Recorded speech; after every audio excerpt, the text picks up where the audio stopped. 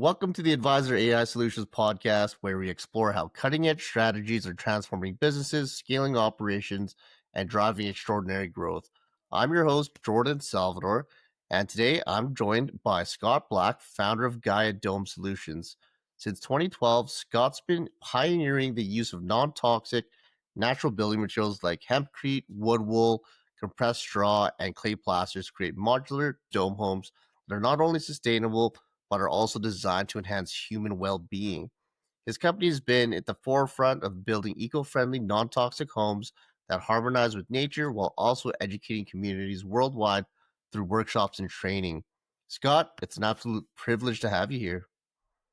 Thank you, Jordan. It's a pleasure to be with you. So today we're going to share how builders and homeowners can benefit from healthier materials where the non-toxic building industry is headed and what steps you can take to potentially future-proof your projects. So Scott, before we dive into the future of non-toxic materials, I'd love for you to share your journey. Like, how did Gaia Dome Solutions come to life, and what were some of these pivotal aha moments where you realized non-toxic building could transform not just structures but people's lives in general? Sure. Yeah. So it started with us, me and my wife, because we were looking for a home for both of us that was healthier. And that's really where it kind of started. I have been a health educator for the better part of 30 years. And so I take that part of my life pretty seriously. It stemmed from myself. I am a Gulf War veteran.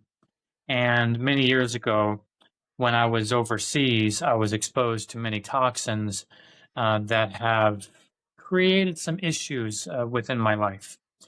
Additionally, my wife, though she did not go over to the desert like I did, she has similar situation going on in her life, and we just needed something that was a little healthier.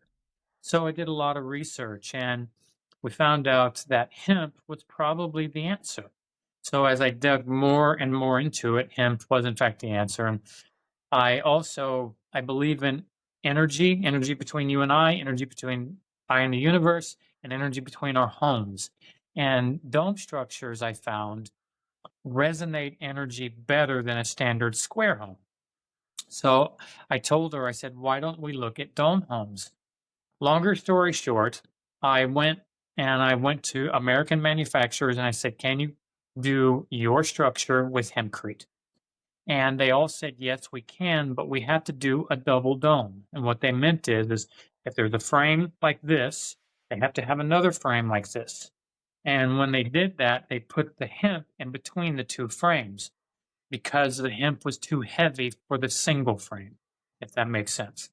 So I told them no, and because the price of the dome would actually go up double. Two frames would double my cost. So I Makes gave up. sense. Yeah, I gave up the dream for a little while until I found a manufacturer in Europe who was already doing this. And the way that they did it is they created a um, frame that was 14 inches thick that can accept all that hempcrete um, into a ready-made frame that wasn't geodesic in nature, it was ribbed in nature. And what that means is that the struts go all the way from the ground all the way to the top of the dome. So there's no weak points like there is in a geodesic structure. So we're back in the game. And that was before COVID. And because COVID hit, cost of everything went sky high. So we held off our build for a little while. Everything started to settle down in the construction world now. And so we are putting the last touches on our dome frame, about to have it shipped, and putting our permitting in here in the state of Florida. Oh wow! So you guys are right on the precipice of going to market. We sure are, yeah. Oh, To that point, I'll go ahead and answer one question. I don't know if you're going to ask or not. As you said, we've been around for about 12 years, but the truth is that the company in Europe is the one that's been around for 12 years. They've been building domes in Europe, and they probably about to have 100 domes already built in that area. My dome will be the first prototype dome in America. So I picked up the mantle for these frames about 9 months ago, and I waiting for people to get the traction to moving, for people to want to buy. And what I have actually learned is what I need to do is I need to develop relationships with builders, eco villages, this type of thing. One off situations, people are not ready to move into a dome, I have found. Um, what we have to do is we have to convince the developers to build the domes so people will automatically move into them. That's amazing. Well, congratulations on taking that step and hitting this milestone. Um, but yeah, that's exactly it, right? It's not exactly the most conventional idea to move into a dome, but it's definitely being popularized all over, and I love seeing it. Even at my family's farm, we have a couple dome structures that we use for yoga events, and I some sound bath events and things like that. And people absolutely love it. Nice. But I love that what you guys are doing, especially with your new design, having the 14-inch thick frame. That must make for larger structures as well. It sure does. Well, technically, we've got two sizes for people right now. We've got a 19-foot diameter, it's considered a tiny dome, about 400 square feet. And then we've got a 38-foot structure, can be up to about 2,000 square feet on that one. If somebody wants larger, we can build it, but they have to work with our engineers to come up with that engineering schematic of how large they want it.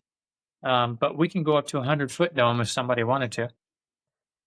That's amazing. Even 2,000 feet of living space. That's something that I would associate a dome home with. That's awesome. It is. Now, I will tell you, 2,000 square feet, if you imagine the dome, if you put no second floor into that dome, it's only about 850 square feet, that bottom piece of it. So you put that second level in there, and if you totally close that second level out, then that's the 2,000 square feet in between the two. Me personally, and what most people do is we cut that in half. We have cathedral ceilings on one side and a completed floor on the second side, and that gives you about 1,500 square feet. That's beautiful. I'd love to check out some of your designs a little bit more thoroughly. Um, Scott, so many people assume non-toxic building materials like hemp are too expensive or even impractical. But from your perspective, what's the biggest myth about non-toxic construction, and what do you think is the actual reality? All right, so it's an interesting question because there's multiple ways to look at that, and the first way is what price can we put on our health, right? The problem with America, and as a health educator, I can speak to this, is that unfortunately people want their cake and eat it too. And they want the economical side and they want the fast food side and they want all these things quick and easy. And that's one of the problems is as we do things cheaper, the cheaper things to build are usually the most toxic. And so builders have gone down this route because they make more profit. Now, if people demanded a healthier alternative, builders would stop using the toxic materials. So it's a hand and foot type thing. The thing is I believe that the market is shifting. People are have been starting to get sicker and sicker. We're dying in droves by cancer, heart attack, stress, bunch of other stuff, and the medical system is failing us. And the truth is they're just not equipped to handle the issue. And the issue is all the toxicity in the world, from the food you eat to the VOCs, off gassing in your home. The list is long, and we don't have time for that on this call. But toxic materials are in your homes, period. Vinyl flooring are off gassing every single day. Carpets are off gassing. Paints off of the walls are off gassing. All of it. If you can do non-toxic materials, hempcrete, hemp wood, wood wool, cork even, These types of things. They're even making blue jean um, insulation from jeans that didn't have dyes and chemicals inside of them. So there's lots of different options. Now, to the pricing, here's what I tell people: Hempcrete is more expensive than insulation that's inside of these walls here. It is. But if you look at, say, my homes, and if you use hempcrete as the outside frame and as the inside walls in your insulation, then you don't have to incur the cost of OSB and shingles and weather barrier on the outside and drywall and paint and all the other constituents on the inside. So instead, you have the one material, and that cost equates to about what all that other stuff would actually cost. So the cost is really, in that regard, is not that much more money. The issue is that some people, to do that, what I'm talking about, you would have to seal that hempcrete and it would look like a smooth material or an Adobe style look or a monolithic style look, just smooth. If you wanted a regular home look, like putting shingles onto it, we can put shingles into it, but then your costs start to rise again. So it really depends on what style you want, but we can go economical and we can go all the way luxury in our dome models. So hopefully that answers your questions. No, that's a great response. But you're absolutely correct.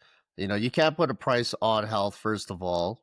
But then, yeah, but to be able to compensate by using just a single material versus, three or four different layers, and to be able to replace that cost with something that just works better and is, of course, non-toxic as well. To me, it just, simplifies it and makes it, make more sense. It does. But I did Mhm. actually see some of the designs on your guys' website, as far as having a simple, like, say, Adobe design versus something luxury or even like contemporary looking. And I actually didn't think that was possible either. And some of the renderings are absolutely gorgeous. Yes, that's one of the differences between my domes and some of my competition. Some of the older geodesic domes are still kind of back in the 60s when Buckminster Fuller created the dome system. And their domes don't look contemporary. They look very outdated and old fashioned, but our domes are looking very modern and sleek, and people are loving them. Yes. So, okay, so Scott, if you were advising a builder or a homeowner today, what framework or mental model would you give them to start integrating non-toxic materials into their own projects? Well, I find you have to start small, right?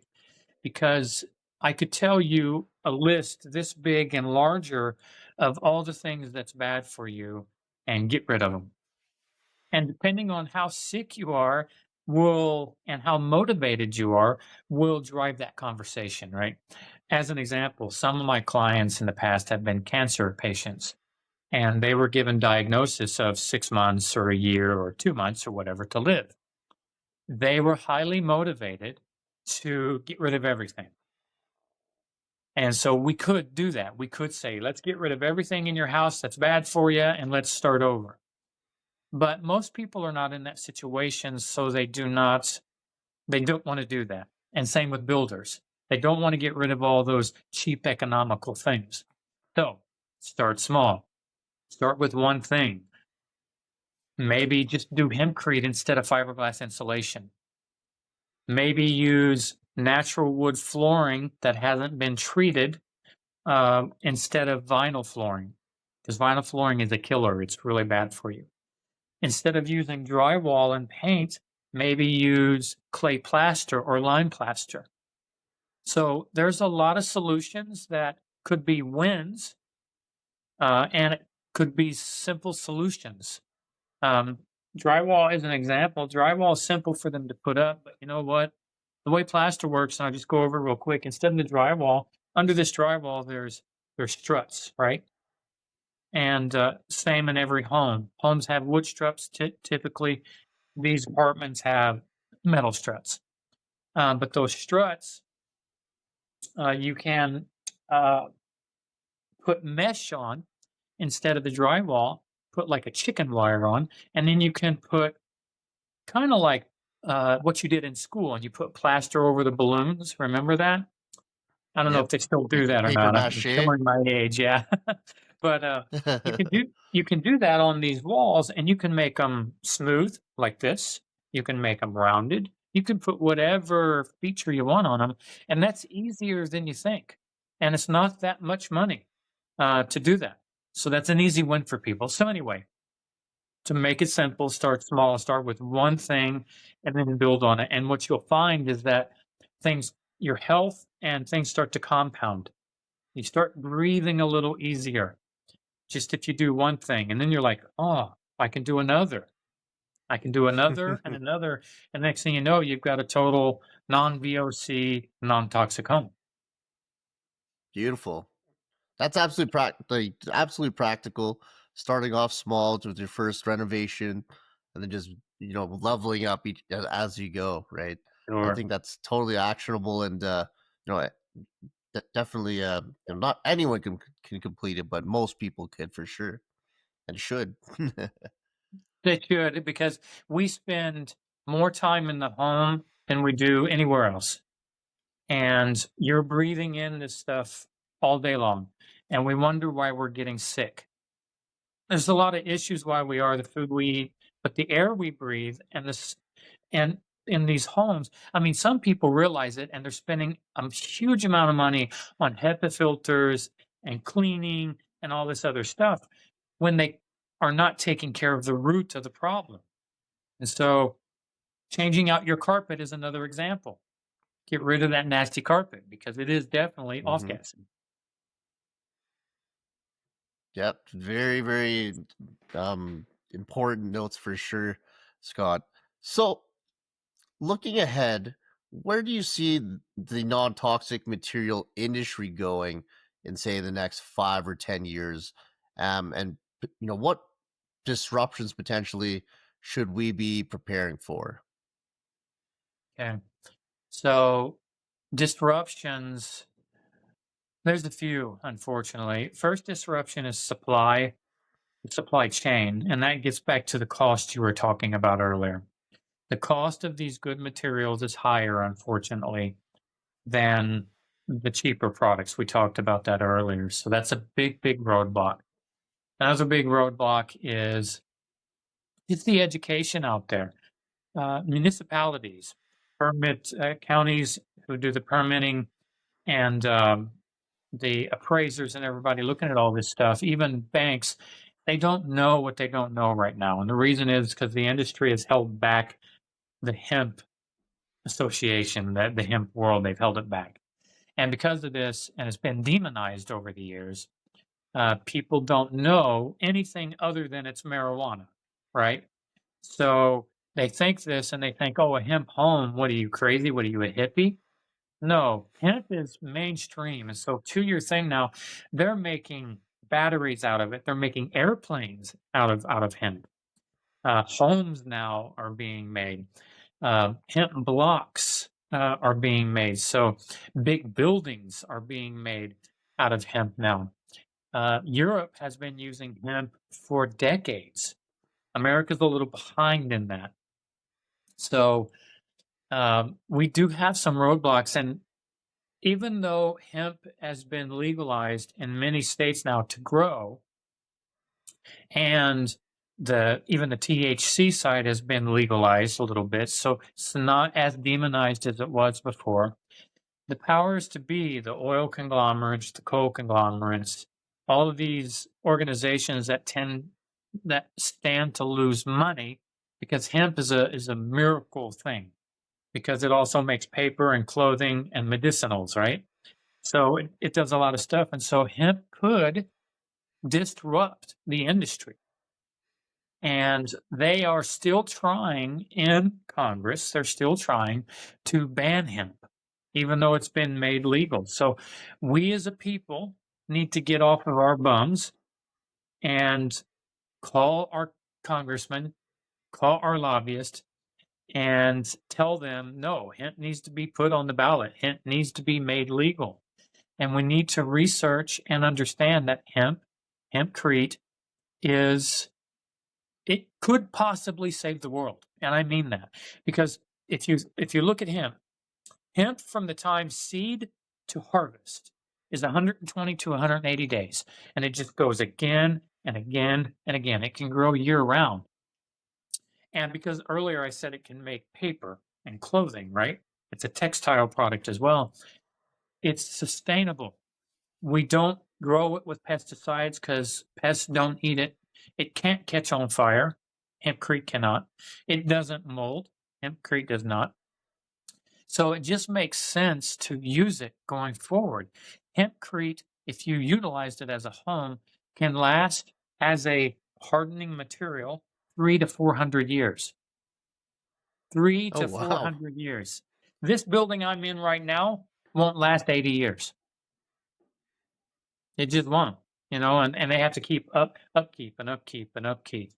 So there's many reasons to do it, and there's no real reason to not do it. They've just demonized it over the years. That's a whole nother call of why and when they demonized it and who demonized it, but they did. And hemp Right. is a miracle, magical material. I love the list of universal benefits that hemp has. It's absolutely extensive. The list goes, but I also like how you kind of flip that narrative, and you know positioned hemp as actually being the disruptor, rather than the politics of the other organizations and conglomerates as well. But yeah, I think in the near future here, that's going to be more widely adopted. As you mentioned, just the same as in Europe. It's just has a bad rap and a bad stigma around it. For sure. Yeah. Okay, so Scott, some would argue that non-toxic materials are also a niche market, and that, like we were just saying, well, may never go mainstream. Do you agree, or do you see a path to making them the standard? I think in the future, and maybe it's 50 or 80 years, I think enough humans will get sick enough that they will start demanding something better. Uh, whether hemp is the ultimate solution or not, I don't know. I think it could be. I think it probably should be. But what's going to drive it? Honestly, I think it's going to be us getting sicker and sicker, unfortunately. Because right now, like I said earlier, developers and builders, everything in the world right now is about cost effectiveness and about us eking out as much profit as we can get. And unless you have a heart for it and a desire for it and a market for it, meaning do you have rich enough people to handle the burden of a total non-toxic home? Because a total non-toxic home probably would cost you 40 or 50% more than a standard home right now. It would, unfortunately. Hmm. The reason for that, though, is because not enough people are demanding non toxic materials. If everybody demanded non toxic materials, then cost would start to lower. It's the Sam Walton thing, right? The more you sell, the cheaper the cost can be on the products. So that's the only way I see it getting fixed. I don't think people are at a point right now, unfortunately, to do that demanding. They're just not.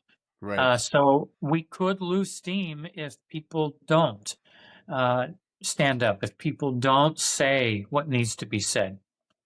So I know there's a lot of good people out there who are trying to spread the message, but compared to how many 8 billion people are on the planet, there's not enough of us spreading the word, and there's still too many fighting against it.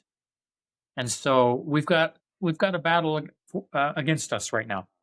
and it's an uphill. But I believe we can make it, especially because the world is getting sicker and sicker. Right. Yeah, that's powerful points for sure, Scott. Um, it would be unfortunate if the only way that this actually becomes successful is that it's the only option, right? Where you get cornered into doing so. And yeah, there's hopes, and I commend you for being in the position to be able to push this forward, in your attempts and your efforts. And yeah, I definitely wish you guys the best, and Thank hopefully the platforms like this, um, potentially can aid your guys' goals in growing the industry. Sure. Thank you very much. My hope and desire is to become not only the healthiest, non toxic home provider, but it is also to provide one of the most economical homes that I can. I will continue to push that barrier. I am opening roads right now with as many suppliers as I can and trying to promise them I'll give them enough business that they can bring pricing down. I was just on the phone today with a supplier of a healthy sealant, for the walls and for your wood. And unfortunately, his healthier sealant is double the cost of a non-healthy sealant, of a polyurethane or something else like that. But if I can send him enough orders, then he can start to bring his cost down. And we're having that conversation right now. So my bottom line is this: if I can find a developer who does 10 or 20 or 50 or 100 homes a year, that can start to drive that because we need more and more of these homes to be built. So if I can do one or two or three of these developers, and we can work on decent costing of everything so they can still make a profit, then we can do this because people don't move in. Most people don't build custom homes and say, I want this type of home. Most people move into a pre built home that a developer built for them, right? So if I can convince developers to build domes instead of square structures or rectangular structures, then we can start having droves of people move into the domes. Well, the world right now is a no solicitation world. That's a bottleneck. It's a bottleneck for every salesperson on the planet. And so maybe I need to become a better salesperson. I'll look at maybe hiring somebody a little stronger than I am at that. But that's one bottleneck is just getting through the front door. The second is once I do, developers they understand square building. They don't understand round building, and they don't understand right up front the benefits that can come to them and their constituents. And so it's going to be an education battle. So I'm going to have to be able to spend enough time with somebody. And so that's the next bottleneck. The next bottleneck is time, right? So Hmm. everybody's busy. And for me to sit down with somebody for 20 or 30 minutes to explain to them, this is why this is good for you and this is how this can help, people just don't have the time for this. Right. So I've got to figure out how to elevator pitch this, and I've got to figure out how to get into the door of developers. So that's the two bottlenecks that I have to overcome. Okay. Well, no, I appreciate you sharing that. As far as I know, you guys are working on a lot of stuff. You got a lot of stuff coming down the pipe here. Is there any specific projects that you guys have recently completed, or you're almost going to complete, or upon completion, that you guys are most proud of or excited about that you wanted to share with us? The most recent dome that finished was in Czechoslovakia. And that one was pretty cool because they made it a compound and they put a couple domes together. And so that one we're very proud of because we did multiple domes on that, and the owner's very happy with it. And so they've moved in. It's finished. It's been a year going now, but we finished that. One thing I can tell you too is this is not one of the domes, but I'm connected with hemp builders.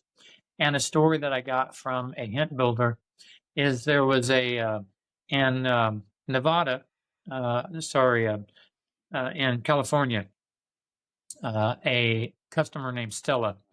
Stella was dying. She didn't know why. Doctors couldn't help her. And turns out she had toxin overload. And so they thought she had allergies, but she was overloaded with toxins through her job and this type of thing in her home. So they did a lot of research and they dug in. They found out hempcrete was a good thing. And so they developed their version of a non toxic home. This was 3 years ago. And so my friend uh, built this home for her. And today, Stella is a very healthy individual. So we're very proud of that. She lives in a completely non toxic home. And yeah, and that's just through Hempcrete. Now, we did a few other things. Like I was talking about earlier, they did hardwood flooring that didn't have chemicals inside of it. They didn't use drywall. They used the plaster that I was talking about, and they used the hemp insulation. So she took out the electrical wiring in her bedroom, no electrical signals, because it was messing with her body. Um, and then they had a switch, a dead man switch, to turn off all electricity at certain times in their home. So there was nothing coursing through while they were sleeping. Zero So EMFs. yeah, so we were pretty proud of that. Um, because it showed a viable model for a non-toxic home, and it showed that it actually helped somebody. So both the dome and hemp, I've got stories on both those sides. That's absolutely spectacular. I love obviously your designs have been so well thought through, but then also the level of benefit, saving lives and improving lives at the same time is absolutely amazing, Scott. So yeah, absolutely once again commend you for that as well. Um, just one last question before we wrap up, Scott. We ask all our guests this fun little question. If you weren't doing what you're doing now, what would you be doing instead? I wouldn't be doing anything. One thing that I will say at heart, I'm an author, and books don't make me enough money. So I have to do something that's another passion. I have to do something that's a passion hobby, right? Because if I don't, then I hate life and I don't want to do anything. So I still write my books and I want to help people get healthy. I want the world to get healthy. So I would still be doing this. If people stopped buying, wouldn't do this, I would find another way still to make people healthy. Might be through my books. I don't know, but I'm going to be starting a few. I'm retooling my books. This is not about this call, but I'm retooling my books to help people understand through fiction means of how and why we get unhealthy and how they can get healthy. And so I'm kind of marrying the two things together so I can bring both passions together. So the answer is nothing. I would continue doing what I'm doing. Hey, I love that, Scott. Thank you for sharing.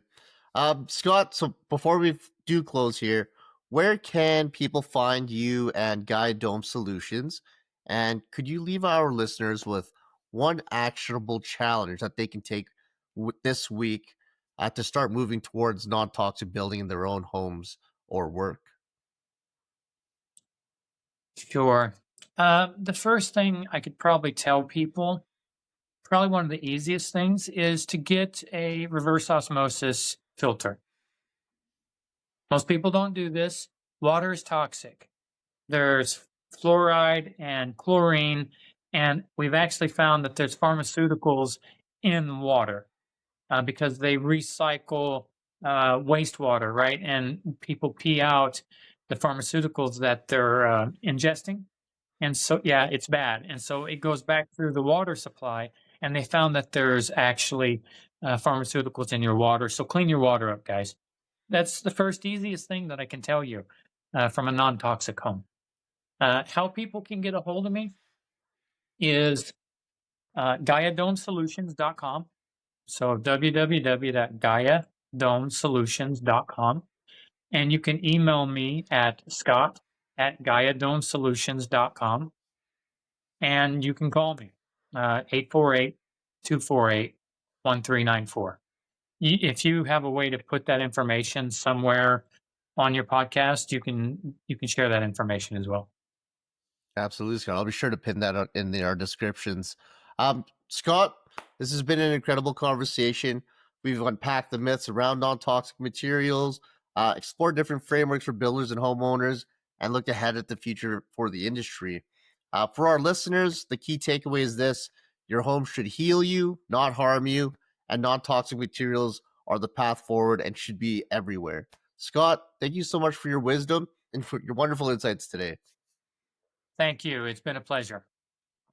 Now, if you guys have enjoyed this episode, make sure to check us out at advisoraisolutions.com or on our Instagram at advisorai.solutions. And of course, don't forget to like, subscribe, and share this podcast with someone who needs to hear it. And until next time, automate the ordinary and scale the extraordinary. See you next time. Bye.